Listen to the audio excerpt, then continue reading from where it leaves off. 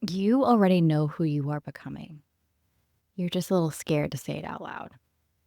You know exactly who you've been trying to become or you are becoming. You've known for a while, you've known maybe for years. You can see her life, you can feel her decisions, you can touch it.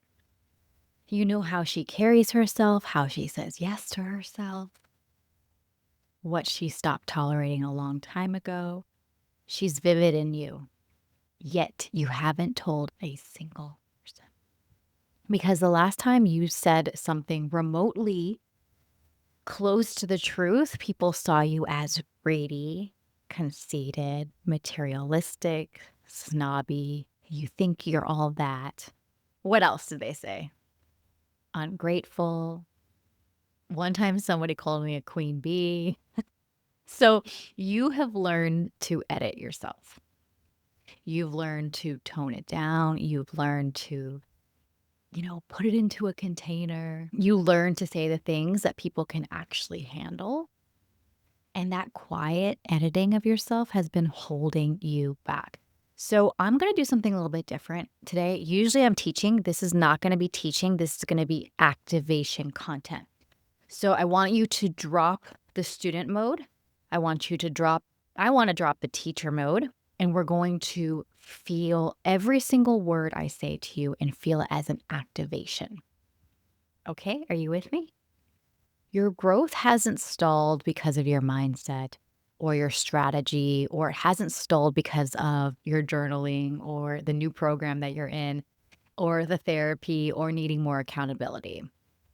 Your growth has stalled because of the room that you are in. What do I mean by that? I mean the environment. Take a breath there.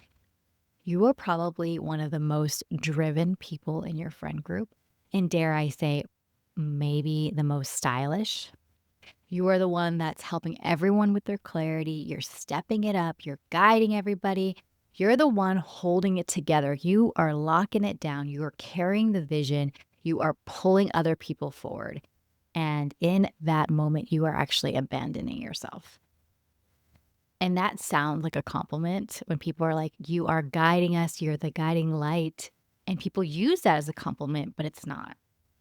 But what it actually means is that no one is currently pulling you forward. Nobody is mirroring you that next level back to you. There's no one that can actually hold the weight of what you're actually wanting to build and what you actually are building. You're the big fish. You're the big fish in the small pond. And the big fish has no other big fish to swim around or swim towards. So what does she do? She shrinks. Like, we know that. Like, some fish, like if they're in a certain we know this about fish. If they are in a certain aquarium or in a certain space, they will only grow to what the space can hold them. And then with some fish, I'm not a fish expert, just so you know, but some fish, you put them into another aquarium, you put them into another tank, and they expand and they grow because there's other fish there. There are bigger fish for them to mirror back, to reflect, and also to be bigger, to not look as a prey to predators. So don't shrink, don't edit yourself, and don't keep the audacious, bold thing safe in your head and your heart. But you got to make sure you're in the right room. So let's talk about the things you can't say. Oh my God, I know this, especially growing up Mormon, as an immigrant's daughter, especially growing up in a predominantly white community. I felt like there was a lot of things I couldn't say. And there was a lot of identity stuff there. Maybe I'll share that in another video, but let's just focus on this. So I want to name some of the things that you are not saying out loud, because I've come across hundreds of women who look exactly like you. They're successful, smart, magnetic, gorgeous, ambitious. She's got these big dreams, these big desires, and every single one of them had a version of themselves that kept a secret of their ambition. Or they had a toxic boyfriend, they had a toxic relationship, they had friends, people that were keeping them small. You want to be the best in your industry. You perhaps maybe want the best house in your zip code, and that makes your family uncomfortable. You want the business that makes people stare, to be like, how does she do this? Who does she think she is? Whoa, this was a lot harder. Why is she growing so fast? You want the visibility, the platform, the reach that most people would call delusional. And you know it's coming. You can feel it and you have felt it for years. But perhaps you cannot say it. Because the second you say it, somebody makes a joke about it. The second you say it, the mastermind gets quiet. Somebody that you love looks at you like, have you lost your mind?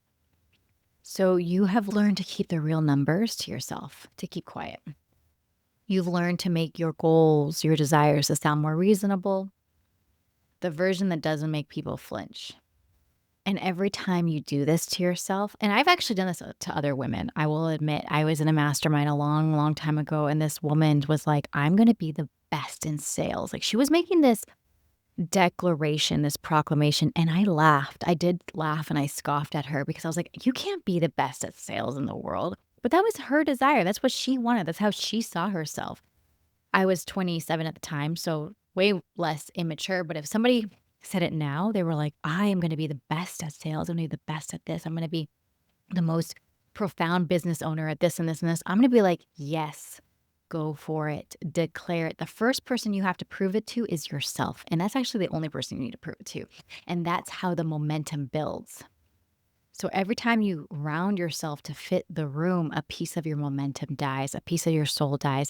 And that's the real cost. It's quiet, but it's very massive. Here's what nobody tells you about identity work. Identity work is social. You can journal, you can visualize, you can do all the self-concept work, which I love, and it will move you forward to a point. But identity is social.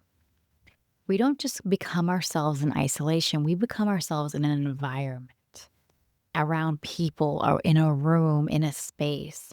That's why I was able to shift my identity very quickly from when I moved from San Diego to Austin. Every room that you have walked into expects the old version of you, right? They know what they're going to get. So that's why it's important you step into new rooms, new conversations. If every conversation that you have is about a translation of who you were, it ends up being this downward spiral. I have been there where I'm like, I'm not that person anymore. This happened a lot with alcohol, with drinking alcohol. I don't drink anymore.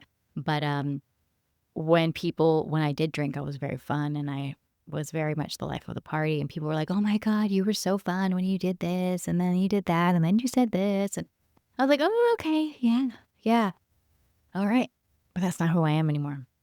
I'm drinking matcha. I'm drinking, these drinks. I'm taking these peptide things. This is just, yeah, the experience has nowhere to land anymore. So you keep having insights. You keep feeling that big pull.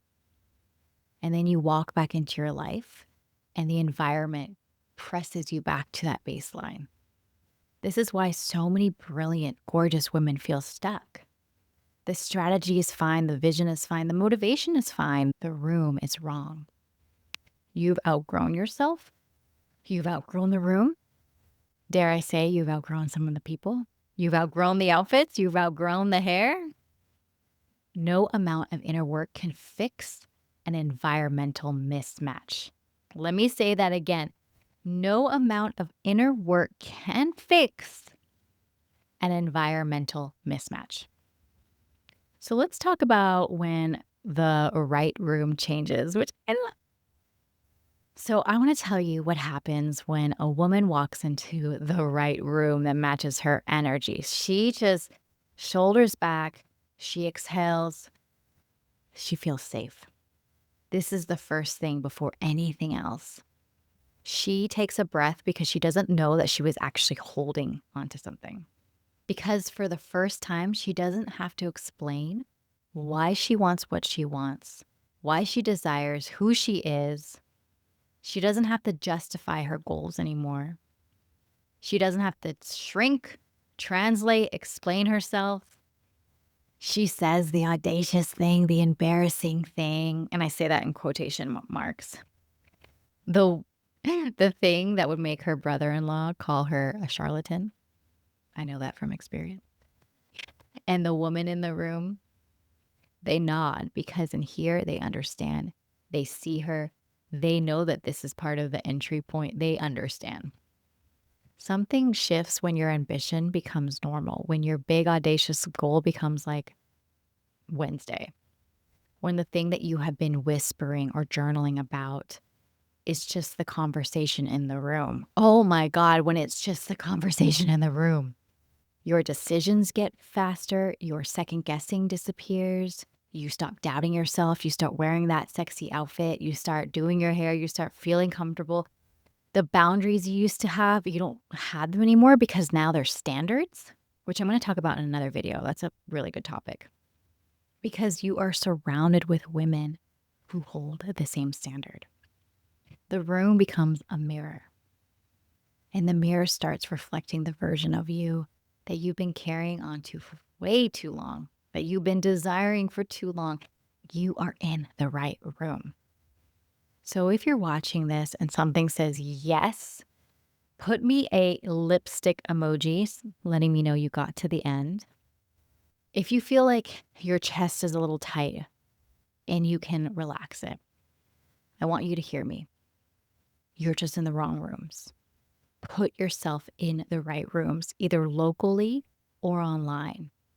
And that's what Embody Society is all about, is for you to become the version of yourself that you've always dreamed about, you've always desired, you've always wanted, and you've never been able to say it out loud. You've never been able to declare, and you've always been the big fish in the small pond, and you're tired of it, and you're ready for more. You're ready, ready, ready, ready. And I will be doing this in It Girl sessions.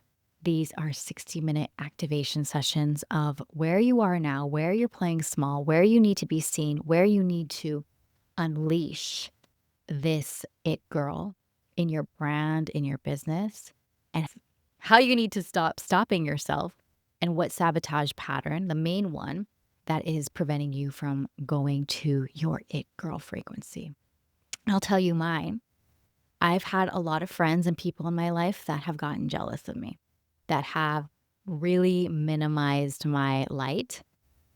And I've allowed it. I've let it become the standard for so long. It was the standard for like literally 2 decades. It was the standard, and it's no longer the standard. I'm almost 40. I am letting myself really, really show my it girl, it woman. I'm calling it, for marketing purposes, it's called it girl, but we're women, and really exuding that light and being that light and being that frequency and being hot and being rich and having that body and just letting yourself really be her. Okay. Thank you so much for joining me, and I'll see you on the next